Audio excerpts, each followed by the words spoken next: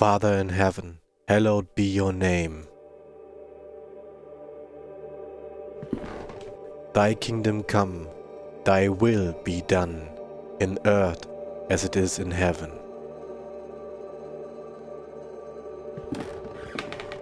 Give us each day our daily bread.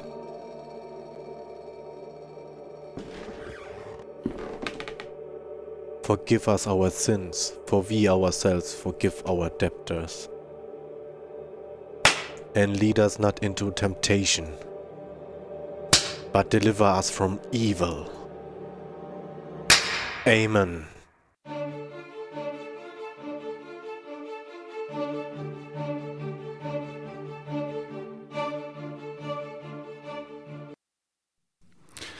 Now, tell me, where are you? What do you see? It's a forest. Complete darkness. Got only a small light candle. I just keep going on.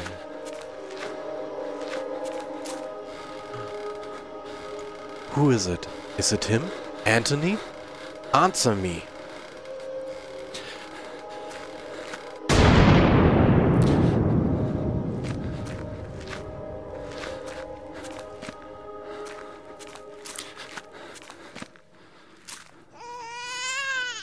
What is she doing? Get close to her. Get close to Anna.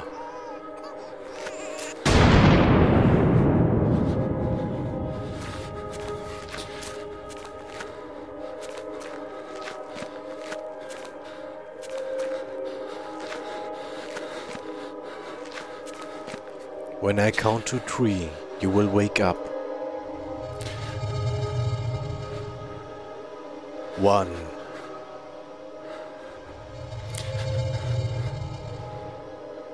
2. 3. Now, wake up! Wake up! You can rest now, Mr. Devitt. That will be enough for today. Are these sessions really necessary? I am confident that this is the best course of treatment for your symptoms.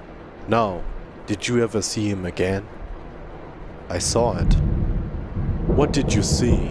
Can you describe it? It was like an eye, perfectly rounded and dark, deep and empty, accompanied by the most horrifying pain-filled screams I've ever heard. Inside, a complete darkness where an evil dwells deep below, a forgotten fear for human reasoning, but undoubtedly still rests deep down inside our being. In my case, that fear has already awoken. I can understand why you are disturbed, Mr. Devitt. With your permission, I would like to consult on your case with a colleague of mine, a man I've known for many years who is more versed in modern physiological practices. I think his knowledge and experience would be very helpful in enabling us to understand your condition. If you think it would help, Doctor, I leave it in your hands. The agony grows increasingly unbearable, and if you believe this man can help, then I welcome his aid. Thank you, Dr. Wakefield. I bid you good evening.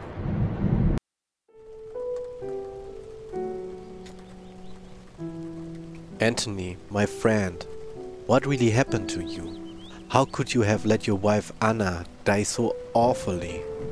These doubts consume my soul. I hardly remember the time we spent together as schoolmates. I confess that beyond your enduring friendship, I can recall little of those years. Were your words a result of an increasing loss of sanity? In your letter, you wrote that someone awaits me. A warning to ward me from a genuine danger, or merely the ravings of a brilliant mind addled by insanity? Something stirs uneasily within my heart. I will not rest easily again until I go back to that boarding school and find out what secrets may lie within. Farewell, Mr. and Mrs. Beechworth. Rest now in peace.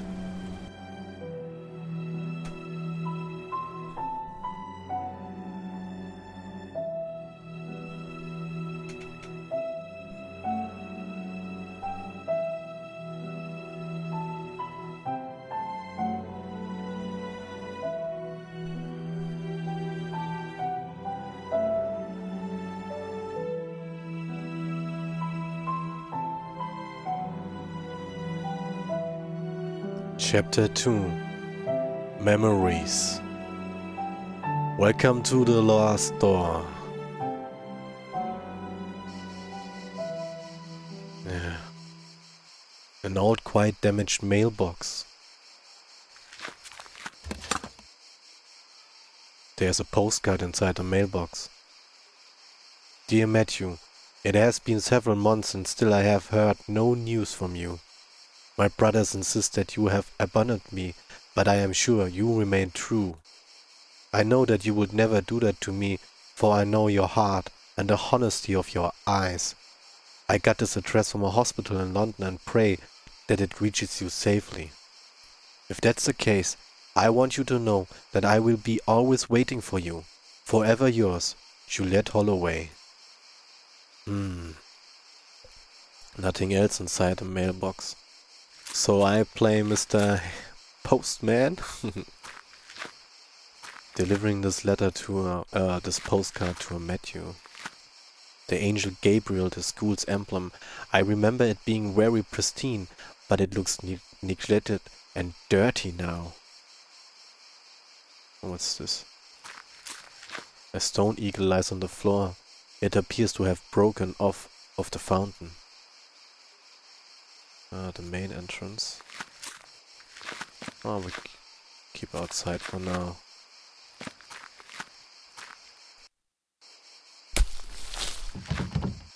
The door is locked from the inside.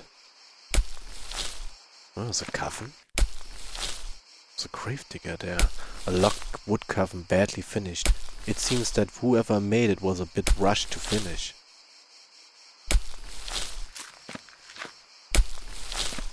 Good evening. I hope you're right and this indeed be a good evening. My name is Devitt. I didn't know there was a cemetery here. My pleasure, Mr. Devitt. I am Frank Baldwin. Don't ask me why, but Monsignor specifically ordered to bury the corpses here. Corpses?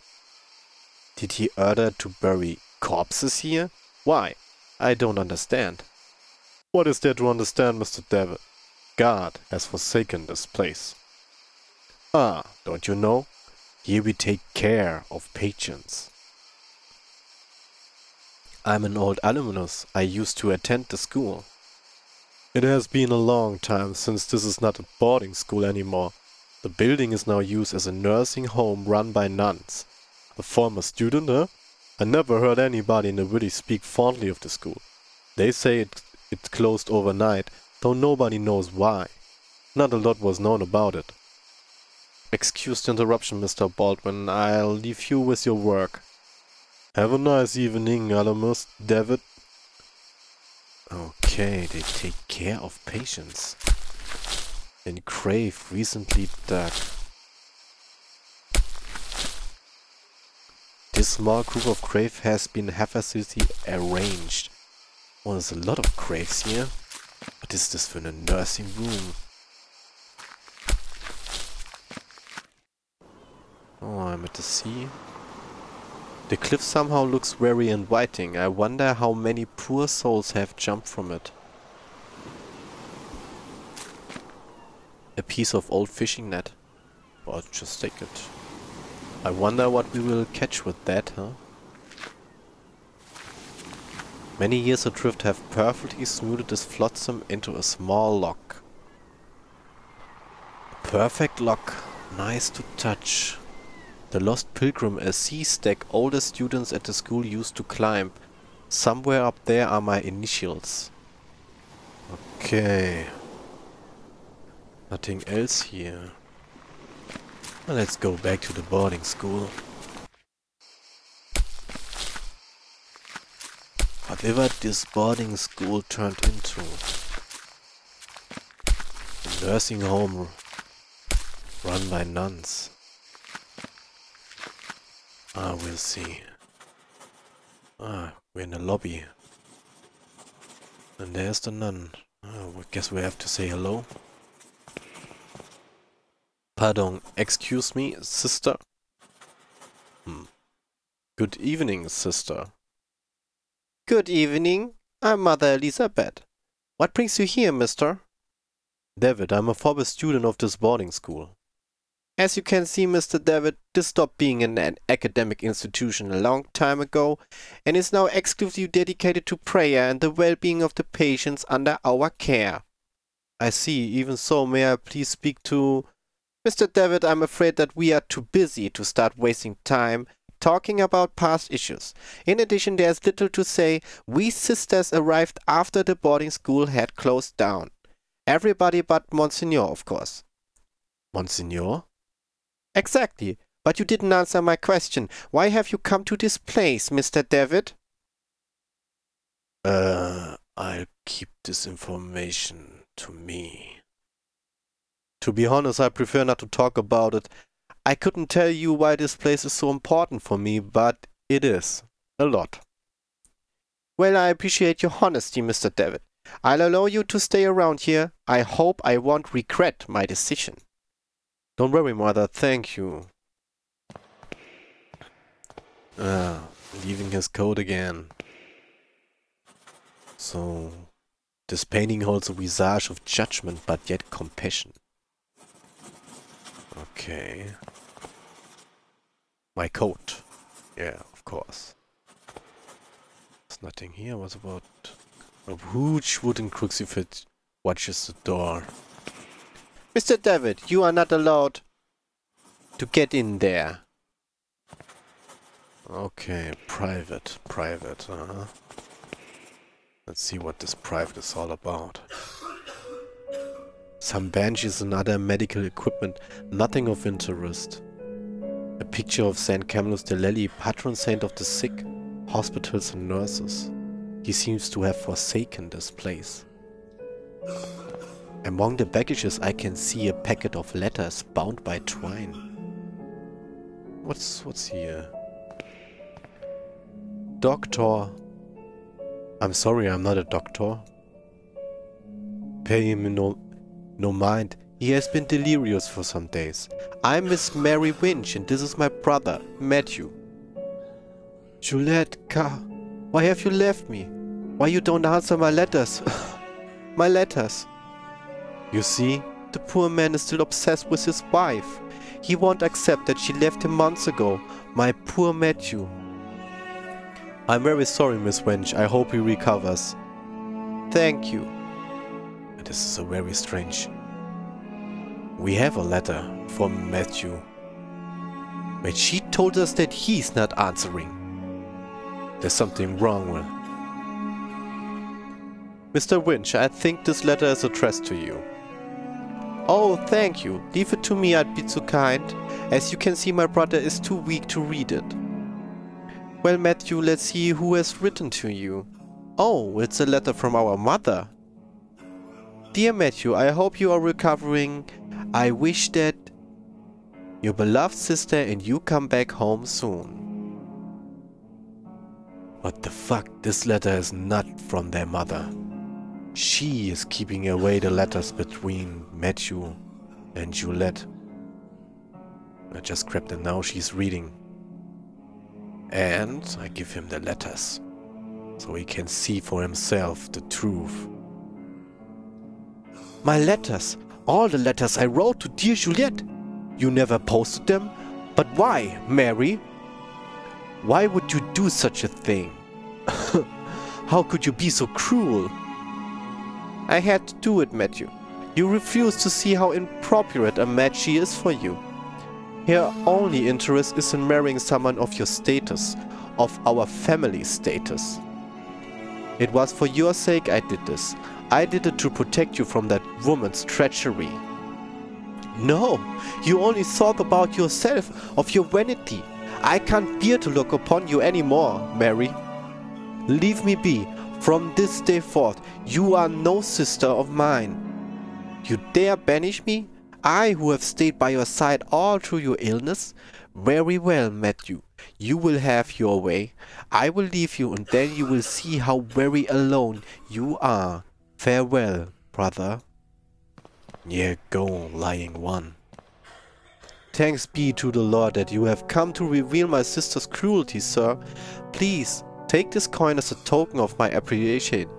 It is my lucky coin, though I hope it serves you better than it has myself. Well, got the coin. A bunch of medical reports. Photographs of people, most likely family and friends of this bad previous resident. Ah, here's a note. A magazine entitled Weird Tales. What happened to you? Are you alright? There was a rhythmic sound, like a breathing. But when? Last night I felt an increasing pressure on my temples. Something dry and rough like tree bark brushed against my leg, and I saw something on the wall like a growing shadow. I lit the lamp and there was nothing. Madam? The poor woman has fallen into an uneasy, fitful sleep. In shadow. He's quite a pale young boy. He's asleep. Well, better not disturb them. There are several crucifixes all together at the headboard of this bed. Why? Let's see. Please, someone, piety. I am sorry. You cannot be here. Is there some way I can help? Don't worry about it, sir. The Lord looks after each and every one of our patrons. He will provide you with all the help you need. If you wish, you can pray there next to the statue of Our Lady. Don't you think she is beautiful? The Virgin listens to those in need. The Virgin. A gloomy statue of the Virgin Mary makes this place even more mournful if that is possible. So I can't... Please, someone, piety. I already told you that you cannot be here. But... Don't worry about it, sir. She won't let me talk to the patient. Guess I have to do something. I unlocked the door. Ah, this goes here all the way back. A picture of the Virgin Mary gazing at you, supposedly to portray a sympathy and compassion for you. Well, however, she seems to look more pained and sorrowful here. Yeah, we keep this in mind. That nun is really focused about her statue and she won't let me talk to the patient. I remember that we used to keep here some textbooks. Now there's a music box. Well, take it. Music. Dear brother, I have received your letter and I will try to write you more frequently. I hope you are studying a lot and you feel comfortable there. We miss you a lot. When are you coming back? Father is in bed with fever and I do not feel very well, but I'm on medication. Today is my birthday and I'm feeling blue. It's a quiet and boring Sunday at the village. Mom is going to cook a lemon cake, as those that Grandma used to make. I wish we could eat it together. Right back soon. I'm looking forward to knowing how you're doing, what you're learning, how is Scotland and so on. A big hug. I think about you a lot. Your dear sister. So we got the music box. Well, music raises the spirit. Raises spirits. Makes something more enjoyable. I will see. The books on these shelves are old and musty. Theology is the dominant subject. Another note. January 15, 1876. Father Ernest seemed unusually troubled today. Several times he paused abruptly in the middle of a lecture for no reason, even during his favorite class, theology. Today Father Ernest was very irritable. Collins made a comment and was expelled from class for it, and even Devitt was admonished just for reading a philosophy book. I hope Father Ernest doesn't turn his ire toward me. My father will be disappointed if I fail to get good marks. It was very disconcerting to see Father Ernest entering class so pale and sweaty. In the middle of his lecture he stumbled, dazed, and had to sit. Father Eugene taught our theology class today, even though he doesn't know the subject matter as well as Father Ernest. When we asked him what had happened to Father Ernest, Father Eugene told us that he had taken ill. What worries me is that now Father Eugene is also starting to look unwell. It's been a month since we last saw Father Ernest. We are told that he is still sick, but if he's so ill, then why hasn't a physician come to treat him? My studies are flagging, but I have taken it upon myself to read on my own. I hope this helps, as I must succeed in spite of the problems happening around us. It was announced this morning that the school is to close. None of us know why, and we can't get a straight answer from the faculty. They each dodged a question, and I'm starting to think they may not know the answer themselves. Their anxiety is palpable, though they try to hide it behind a calm face. But what about Father Ernest? I hear he alone is to remain after we vacate the premises. There's a picture in the diary. It's a photograph of my graduating class. I see myself, Father Ernest and Anthony. I don't remember the names of the others. One face has been completely scratched out.